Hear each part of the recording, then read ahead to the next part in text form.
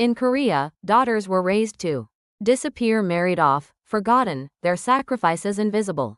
Sunu worked her hands raw to pay for her brother's education. She sent money home while her own dreams died. But when her father lay dying, he called only her name. Why do Korean families pour everything into sons only to find their daughters were the ones who stayed? Have you ever been the invisible child in your family? The one who gave everything but got little recognition? Or did you watch a sister, a daughter, carry burdens no one ever thanked her for? Share your story in the comments below. Now, let's begin our story. A small village in Yesan, Chungcheong Province. Dawn, when fog settled between the rice paddies. Before the rooster crowed, the smell of earth in the yard woke up first. Jung Sunu began her day in that smell. She walked to the well, carrying a bucket, water droplets splashing with every step. Cold water bit into her fingertips, but her face showed nothing. It was already a familiar way to start the day. Sunu, when you're done with the water, go check the field. Her father's voice called from the edge of the yard. He was wearing rubber boots and holding a hoe since before dawn. Sunu set down the bucket and bowed her head. Yes, father. She wasn't even 20 yet. But the villagers called her a girl who's already grown up. She didn't smile much, her hands were rough, and she worked fast. She'd quit school after middle school. It was because of the family's situation, and no one thought it was strange. Her older brother Yongho was in high school around that time. He was living in the city, studying away from home. Father always said, Yongho's smart. He's the pillar of this family. Every time he said that, pride spread across mother's face. The dinner table was always full of talk about her brother. Sunu sat beside them quietly, scooping rice and setting out side dishes. It was a table prepared for someone else but not a table for herself. Her room was a small attic next to the storage shed. In winter, the cold crept up from her feet. And in summer, bugs came in through the window. Still, Sunu didn't complain. She just muttered before falling asleep, like a small prayer. Tomorrow will be better. It has to be. Back then, the village called homes without sons incomplete homes. They believed sons carried on the family line, and daughters, once married, belonged to someone else's family. Sunu's mother was a person of that time too. She always said, a woman's duty is to eat well, grow well, and marry into a good family. That's how you honor your parents. But every time Sunu heard those words, something inside her quietly stirred. It felt like she'd been born for someone else's family. One evening, father said, Yongho got into college. That boy's finally made something of himself. Mother set down her spoon and clasped her hands together. Oh, that's wonderful. Our Yongho's done so well. Sunu listened and looked down at her rice bowl. The rice was getting cold. She quietly stood up and went to the kitchen. As she rinsed the rice bowl in cold water, she muttered to herself, that's great, brother. Really great. There was a smile on her lips, but something faint flickered in her eyes. When night deepened, the village grew quiet. The sound of dogs barking, the wind, and then, the distant horn of a train. Sunu lay there, listening to those sounds. In one corner of her room sat an old study guide her brother used to use. She'd secretly open it and read sometimes. She was curious about what kind of life existed in other parts of the world. But every time she closed the book, reality was the same. Dawn meant field work, daytime meant laundry, evening meant setting the table. Her days were a quiet repetition. No one, in all that quiet, ever asked about her heart. Spring came again. Peach blossoms bloomed, and the stream flowed clear. But her hands were still rough and invisible. Scars were etched into her fingertips. Mother was getting ready to go to the market and said, Sunu, we need to send your brother's tuition next month. So we'll have to cut back a little. Yes, I understand. It was a short answer, but so much was held inside it. That evening, Sunu sat by the well in the yard. A crescent moon hung in the sky, and across the stream, frogs were calling. She looked at the moon and whispered quietly, that moon. It shines the same on father, mother, and brother too. Her voice scattered into the wind. But in that moment, a very small, very solid ember sparked in a corner of her heart. That ember, unrecognized by anyone, would one day become the first light to change this family's fate. That spring, Sunu turned 20. A lifetime lived only as someone's daughter. But now, for the first time, the thought took root. She wanted to start living her own life. And that decision was quiet but firm. She suddenly looked down at her palms. Rough, cracked, but warm. Whether those hands would one day be able to hold her family. Again, she didn't know yet. But she felt it, faintly. Something was about to change. The wind blew again. Under the moonlight, her shadow slowly grew longer. The smell of spring earth settled over that shadow. And the time of the story, it began to move, slowly. As summer began, rice planting was in full swing across the village fields. Jung Soo-nu walked the rice paddy ridges from dawn. Her pants were soaked with muddy water. And the sun burned the backs of her hands. Father still led the way, and mother passed seedlings from behind. After that spring, Soo-nu's days got even busier. It was because of her brother's college tuition and boarding costs. Father said, "It's all for our son's future," and swallowed a sigh. Soo-nu nodded silently. "Soo-nu, go to the market for me. They say rice prices went up." Mother's voice was always rushed. Soo-nu picked up a basket and headed to the market. The mulberry leaves along the road gleamed green. But her heart was in the shadows. At one side of the market, her friend Sunja from the village called out to her. "Soo-nu, are you still just working at home?" "Yeah, well, we have to pay my brother's tuition. You should get a job too. They're hiring at the factory where I work." Sunja's words sounded casual, but they stayed in her ears all day. That night, Soo-nu carefully brought it up to her mother. "Mother, could I go work at the factory? I want to earn money too. If you leave, who'll do the housework?" "Don't think about things like that yet. But brother can stand on his own now, can't he?" Mother's eyes hardened coldly. "Soo-nu, men need to go out into the world, but women need to protect the home. If you start doing that too, what will become of this family?" Soo-nu listened and quietly lowered her head. But somewhere inside, something shook deeply. A few days later, a letter came from her brother Yong-ho.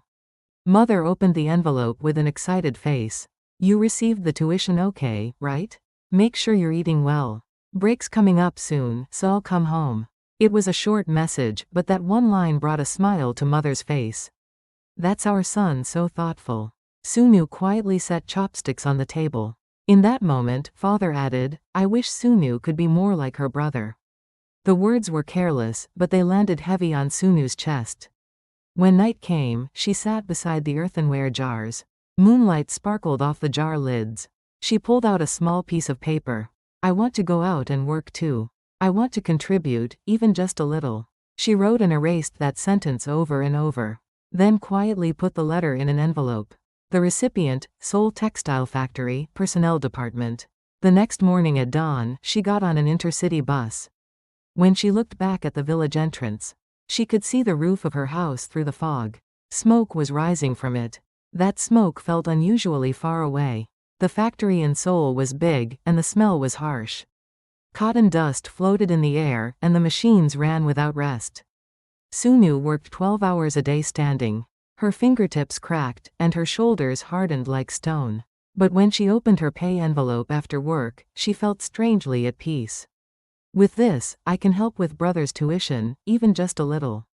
She put money in an envelope and sent it home. Inside, she included a letter. "Father, Mother, stay healthy. I'm doing well." A month later, a reply came from home. The letter mentioned her brother. "Yong-ho's English scores went up a lot. You take care of your health too, and don't push yourself too hard." That one line was all. Soo-nu sat holding the envelope for a long time. The sound of the machines grew more and more distant. That night, she opened the dormitory window. The city sky had few stars, and the wind carried dust. She whispered quietly, "It's okay. We're still family." Fall came. Soo-nu received her third paycheck. For the first time, she bought something for herself, a scarf that cost 1,000 won. Then she went straight to the post office and sent money. The clerk asked, "Who's receiving it?" "Jung Yong-ho, Yesin Eup Ri." The clerk nodded and handed her a receipt. Soo-nu stepped outside and looked up at the sky. Between the gray clouds, a patch of blue sky appeared for a moment. Looking at that sky, she thought, "Will Mother and Father ever understand my heart?" A few months later, the holidays approached. The factory dormitory was empty, and people left for their hometowns. Soo-nu took the bus and headed home to the village after a long time. When she arrived at the house, mother was kneading dough in the kitchen. "You're here, Sunu. Are you exhausted?" "I'm okay. Youngho's coming tomorrow. A day later than you." At those words, Sunu's eyes flickered slightly. When they sat around the dinner table that evening, father smiled for the first time in a while. And said, "Now that we're all together, it feels good." But the next moment, his gaze turned to his son. "Youngho, city life isn't too hard. Is it?" Sunu quietly scooped rice into her mouth. The taste felt unfamiliar, and a little bitter. That night, sitting at the edge of the wooden porch, Sunu looked up at the stars and quietly made a promise to herself. "I won't wait anymore. I need to walk my own path." The decision wasn't big, but it was deep. The wind blew. Moonlight fell on the earthenware jars. And in her heart too, a new light was quietly beginning to bloom. That light was still small, but soon it would become the beginning that would change this family's long-held darkness. Winter in Seoul was brutal. On the early morning commute, steam rose from every alley corner. And the factory smokestacks poured out smoke without stopping. Jung Sunu tightened her worn scarf around her neck.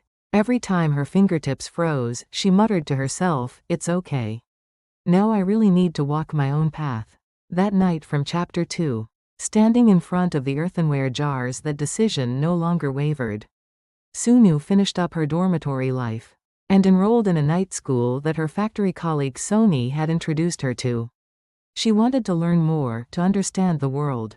Even after work, exhausted, she dragged herself to sit at a desk. Under the old fluorescent lights, her shadow stretched long. The night school classroom had all kinds of people. Young office workers in suits, a mother raising 3 kids, and a few factory workers. Among them, the homeroom teacher, Mr. Yun, had unusually warm eyes. He always spoke quietly. "There's no such thing as too late for learning. You've all already endured so much in this world." Those words rippled through Sunu's chest. Every day, she practiced writing, little by little. Filial duty, freedom, women can do it too. Every time she wrote those words, her hands trembled. One day, Mr. Yun quietly asked her, "Miss Sunu, why did you start studying?" Sunu hesitated, then spoke. "I wanted to know if I could be good at something. I didn't want to just live as someone's daughter." Mr. Yun nodded for a moment. "With that kind of heart, you can do anything." When spring came, the factory was in chaos over unpaid wages. Workers were up in arms because paychecks hadn't come for days. The manager just kept repeating, "Wait a little longer." Then one day, Sony said with anger in her face, "We can't just sit here. We need to speak up." At first, Sunu was scared, but she listened to her words. The next morning, dozens of female factory workers gathered in front of the factory. Signs reading, "Pay us what we're owed," were held high. As snow flurries fell, Sunu stood among them. Her hands trembled, but her eyes were firm. "Sunu, are you sure you're okay with this?" "I'm okay. Someone has to do it." Her voice shook, but it was clear. In that moment, the wind blew hard. The banner whipped in the air, and the factory owner appeared with a stony face. "If you don't disperse right now, I'm calling the police." Sunu took a deep breath. Then, small but clear, she shouted, "We just want to be paid what we earned." For a moment, everything went quiet. Someone's tearful cry followed, and the crowd erupted in shouts. The factory owner stepped back. That night, when Sunu returned to the dormitory, she opened the window. In the Seoul sky, a faint star hung. She opened her palm toward the sky and whispered, "Now. I want to be someone I'm not ashamed of." A few days later, she quit the factory. The wage issue wasn't resolved, but in her heart, a new path was opening. She remembered what Mr. Yun had quietly told her. What you learned at the factory was labor. But what you gained from it was yourself. Sunu used her remaining money to rent a small room. Outside the worn window, spring rain was falling. She pulled out an old notebook. On the first page, she wrote this, "From now on, I want to honor myself too." A few days later, a letter arrived from home. On the envelope was her father's crooked handwriting. "Sunu, we received the money you sent. Your brother's having a hard time finding work these days. Take care of yourself, and don't push too hard." As she read the letter, Sunu's eyes burned. For a long time, she couldn't say anything. "They're still worried about brother first. But that's okay now. After folding the letter and tucking it inside her notebook, she slowly closed her eyes. In the distance, she could hear a train. That sound felt like it was announcing a new beginning. A few days later, Mr. Yun called her at the school. Miss Sunu, the city office is running an education program for female workers. It's for people like you. You should apply. She looked at him with surprised eyes. Could I really do that? You're already doing it. At those words, Sunu smiled. In that smile, instead of old resignation, there was a faint self-respect just beginning to bloom. That night, for the first time, she called her family. Father, I'm going to study more now. A short silence passed through the receiver. Then a low, gruff voice came through. Okay, just don't hurt yourself. At those words, Sunu's throat tightened. But she didn't cry. She just smiled quietly and answered, Yes, Father. I will. After hanging up, she stood by the window and looked up at the sky. Moonlight spread faintly. She repeated to herself, this is the real beginning now. Someday, my parents will understand. Outside the window, a train whistle sounded in the distance. That sound spread slowly toward home, and toward the other world. Sunu was about to face. Her story wasn't over yet. Now, the time was coming when the walls of old patriarchy would begin to shake. And that sound, it was also a warning of the storm-like change that was about to come. Spring in Seoul came unusually late. Around the time the cherry trees in front of the factory were just beginning to bud. Jung Sunu finished the last part of the city office education program. It was just a piece of paper, called a certificate of participation, not really a diploma, but to her, it felt like the doors to the world had opened a little wider. That day, Mr. Yun came over and spoke carefully. Miss Sunu, tell your family now. They should know how hard you've been working. Sunu lowered her head. Father doesn't like that kind of thing. He wasn't happy about me studying. Mr. Yun was silent for a moment, then said, Still. Someday you have to tell them. Love doesn't always get through without courage. A few days later, a telegram came from home. Father critically ill. Come home quickly. The handwriting was crooked, and the ink had bled. Sunu nearly dropped the paper from her hands.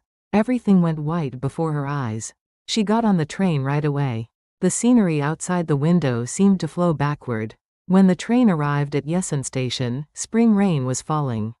She ran without an umbrella. Rainwater had pooled by the earthenware jars in front of the house.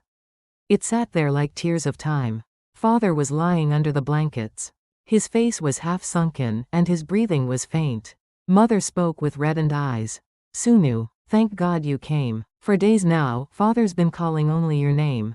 Sunu held his hand. Her tears fell onto his dry, rough hand. Father. It's Sunu. I'm here. Father's eyelids trembled slightly. Then he muttered low, Yongho? At that one word, Sunu's breath stopped. A moment later, Mother answered quietly. Yongho hasn't contacted us yet. He must be busy with work. Sunu quietly lowered her head. A corner of her heart quietly collapsed. Night deepened. In Father's room, a single oil lamp flickered. Sunu quietly knelt beside him. In her mind, memories from childhood came back one by one. The old stories she heard sitting on Father's knee. The smell of earth as they walked the field ridges together. Back then, Father was always warm. But as the years passed, that warmth slowly disappeared.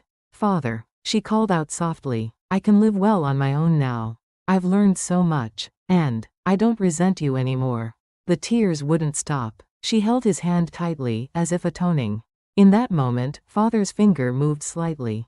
Sunu. At that one word, time in the room seemed to stop. The next morning at dawn, Father quietly closed his eyes. His last breath scattered with the spring rain. Sunu didn't cry. She just bowed her head and said her last goodbye. Father, thank you. Throughout the funeral, her brother Yongho never came. Mother's expression was frozen, and the relatives whispered. They only invested in his education. But in the end, the daughter's the reliable one. They said sons were precious, but times have changed.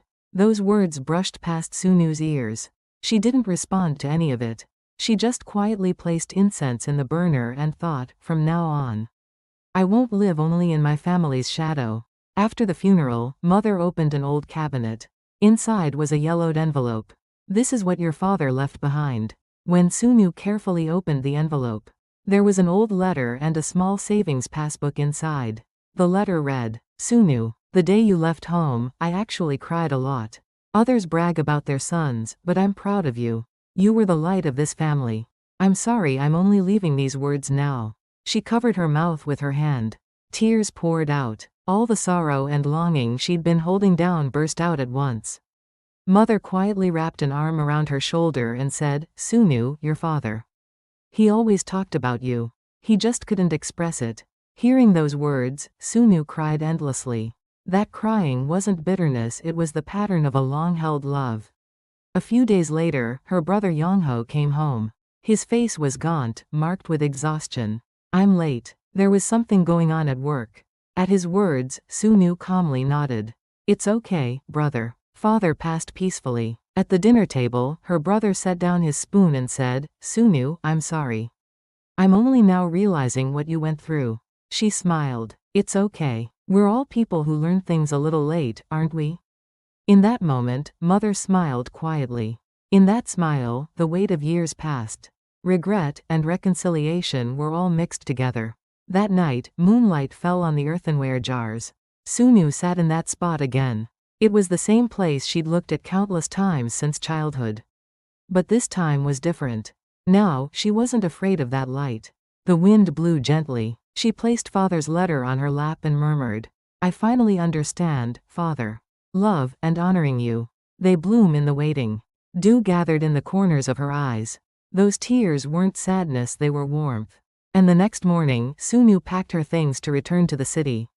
A new spring was coming. She looked around the yard once, then stopped in front of the earthenware jars and whispered, Now I'll be Father's light. Her voice was small, but firm. In the distance, a lark sang, and sunlight spread softly over the jars. In that light, Sunu's story wasn't ending, it was moving toward another beginning. Her life now stood on a path of honoring that she had chosen herself. Spring came again. This year, it was unusually warm. The peach trees at the village entrance bloomed pink, and sunlight seeped gently onto the wooden porch. Under that sunlight, Jung Sunu sat in the old chair her father used to use. The armrests were worn smooth with time. But the feeling against her fingertips was still warm. It had been 6 months since Father passed.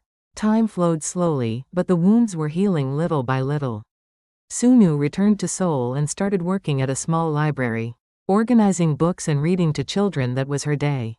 Sitting by the library window, she'd suddenly catch the scent of home. Spring wind mixed with dust, the sound of plowing fields, Mother's low humming. All of it flowed gently from her heart. Sunu held those memories close. Mother was still in the countryside. She spoke less than before, but her voice over the phone had softened. Sunu, you look better these days. Yes, Mother. Work's going well. You'll come for your father's memorial, right? Of course. Absolutely. Their conversations were longer than before. At the end of each sentence, there was a trace of regret. But Sunu didn't question that feeling anymore. She understood now. A parent's love, even when imperfect, eventually reaches their child. On the day of the spring memorial, Sunu came down to the family home. Yellow canola flowers filled the yard. She walked slowly along the dirt path. With each step, she stepped on memories, and all of it was dazzling. Inside the house, Mother was setting the table. She sat beside her quietly and helped. Then Mother spoke. Sunu, if your father were alive, he would have been so happy seeing you like this. Sunu smiled for a moment. You think so? Of course. His last words were that he was sorry to you. At those words, Sunu couldn't answer. She just lit the incense and murmured to herself, It's okay now, Father. I'm okay too. After the memorial, she sat side by side with Mother on the porch. The wind blew lightly, and sunlight shattered over the earthenware jars.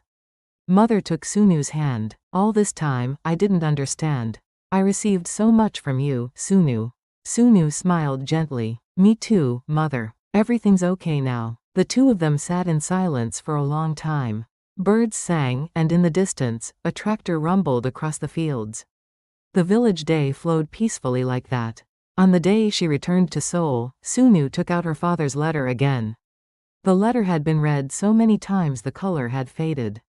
But the handwriting was still clear. She folded the paper gently and whispered in her heart, "Father, I'm going to walk my own path now. And Mother and I are going to live well together for a long, long time." Outside the bus window, the fields grew distant. Rain was falling there. Between the rippling raindrops, peach blossoms swayed. After arriving in the city, Sunu opened the library door. Children were gathered there, and bright laughter spread. She quietly opened a book. The first sentence read, "Love isn't somewhere far away, it's always growing right beside us." Sunu read that passage slowly. Her voice was gentle and calm. The children listened with sparkling eyes.